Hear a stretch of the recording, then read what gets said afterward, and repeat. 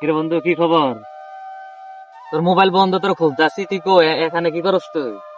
আসলে বন্ধু, মধ্যবিত্ত পরিবার জন্ম নেওয়াটা একটা আজন্ম পাপ। আমার বাবা আজকে অনেকদিন যাবত অসুস্থ। টাকার অভাবে ভালো একটা হসপিটালে নিয়ে চিকিৎসা করতে পারতাছি না। আমার চাচার কাছে গেছিলাম টাকার জন্য। আমার চাচা বলছে আমার বাবার সম্পত্তির দলিল দিলে আমার টাকা দিব। এই জন্য মনটা খারাপ, এখানে বসে একটু ভাবতাছি কি করা যায়। আচ্ছা বন্ধু, তুই কোনো টেনশন করিস না, আমি তোর বিষয়টা দেখতাছি, তোর জন্য কি করা যায়। আচ্ছা বন্ধু, তুই থাক, আমি আসতাছি।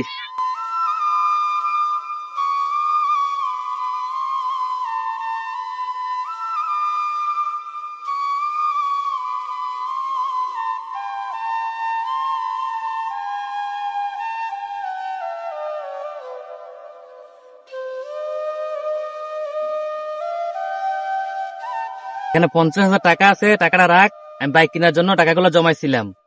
এখন তোর আব্বার চিকিৎসা চালা, আমি এবার পরে দেখতাছি বিষয়টা।